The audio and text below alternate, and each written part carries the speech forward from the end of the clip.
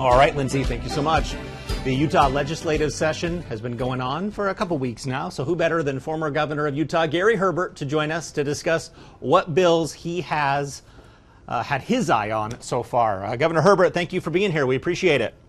Well, thank you. I'm honored to be with you this morning, and we'll see how things happen. It's 2 weeks now into the session, and we got about 4 or 5 more weeks to go. Okay, well, let me ask you about one of the big one that's gotten some headlines. Utah just added 2 new Supreme Court justices. What do you think about this bill, the law that's been now signed by Governor Cox, adding these 2 justices?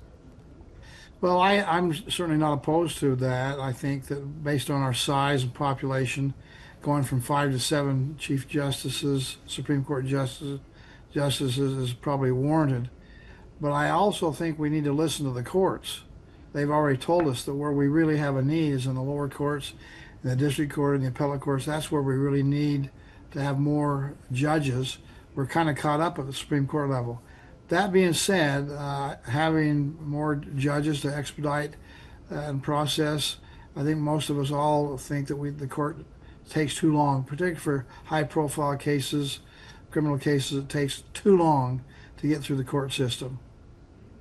Hello, Governor Herbert. This is David Osmond. I was up there on Capitol Hill with my family. There was a resolution happening, a really cool process and fun, but they were doing that vote while we were there as well. And there was a lot of energy in the room. What is your vibe about how things are being processed up there for that particular vote? Well, unfortunately, some of this is just political spin. The Democrats are accusing the Republicans of trying to stack the Supreme Court. I don't know why they would think that's going to happen, and it hasn't happened in the past. I mean, all the Supreme Court justices for a long while have all been appointed by Republican governors and confirmed by the Senate, which has been controlled by Republicans. So stacking, I don't think, is even a legitimate issue.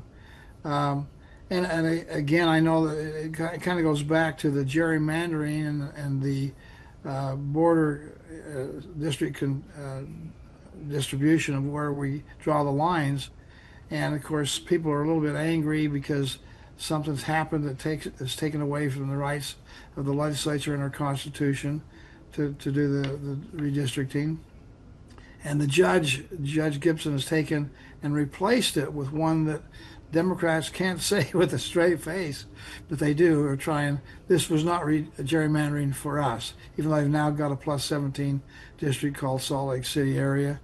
And so, it's just political, I think, rhetoric. The thing that bothers me the most is I think one of the weaknesses we have in the country today is the politicization of our courts. You talk about a liberal court or a conservative court. It should be just the court. It shouldn't matter whether you're a Democrat or Republican. If you're a judge, you apply the facts to the law and you render a decision based on the law and the facts. There should be no legislation from the bench. And most people, I think judges would try to do that. Certainly when we interviewed them when I was governor, that was a main topic of conversation. And so, again, it should be, let's not politicize the court system. We have a great system in Utah, and I would put it up against any state in America, certainly better than the federal system. All right, Governor, I want to ask you about Election Day and whether it should be a holiday in your opinion. And is this something that's been talked about on Utah's Capitol Hill? Actually, it's been talked about nationwide for many, many years. It's a bipartisan request to have it a holiday. The advantage, they think, would be that it'll drive turnout. It's a celebration like Memorial Day. We highlight our democracy. We have a focus on Election Day.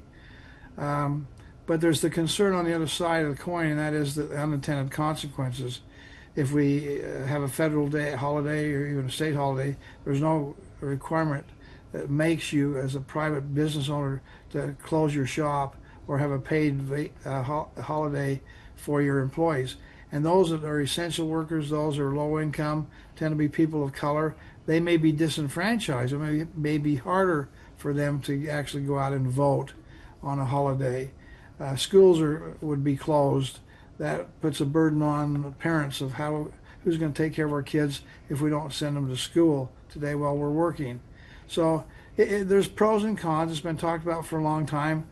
I'm a little bit ambivalent about it either way.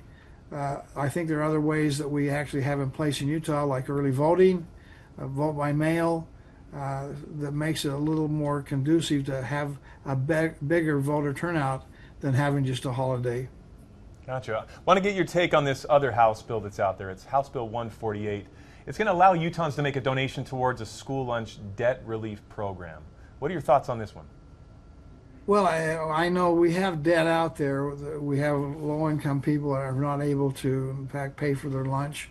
I remember here not too long ago, Park City had a big bill of people that had not paid for their lunch, and some donor came in and gave a large contribution to eliminate that debt entirely. So it's a way to have people that want to help can voluntarily do it and give some money to help with our debt relief and make sure that our students get a good meal while they're at school, which is, I remember back in my day, my mother said, hey, the best money we can spend is having you get a lunch, a hot lunch at school. And probably it's the same today. So I think it's a good idea to let people help out on a volunteer basis, and I expect many will. All right, Governor, I want to ask you about, it's not a legislative issue, I want to ask you about Sundance. We just saw the last Sundance Film Festival in Park City. They're moving to Boulder, Colorado.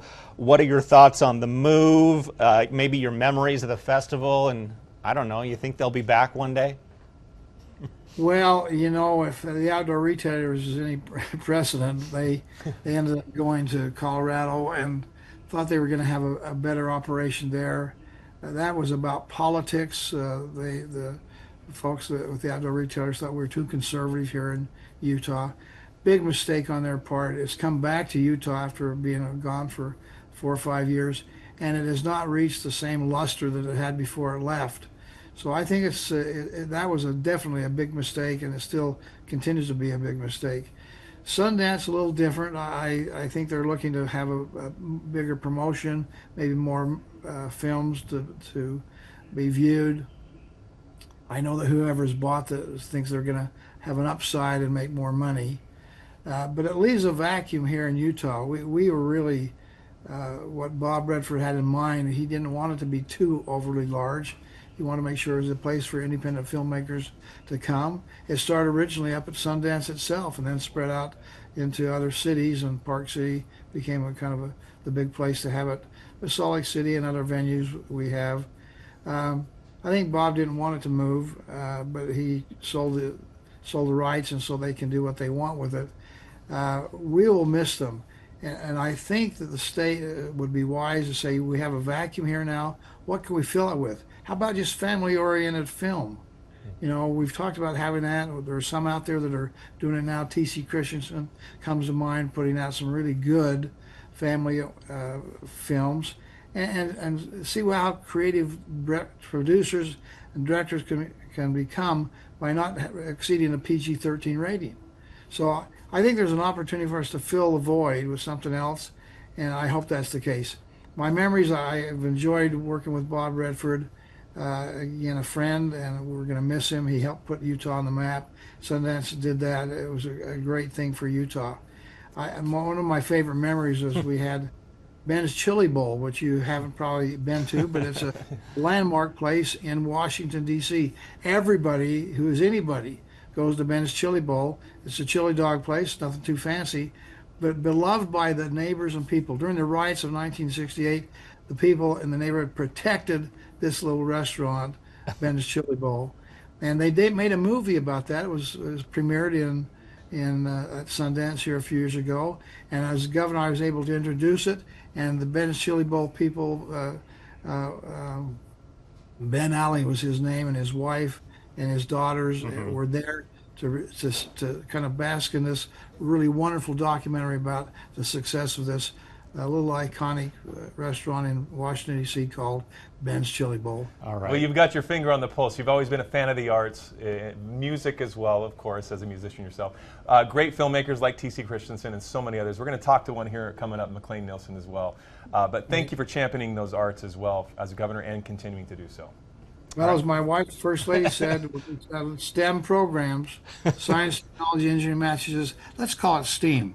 Science, Put the arts in there. Arts. You don't forget the arts, and you never did. Thank you so much. Thank you, Governor Herbert. Thank you for chatting with us.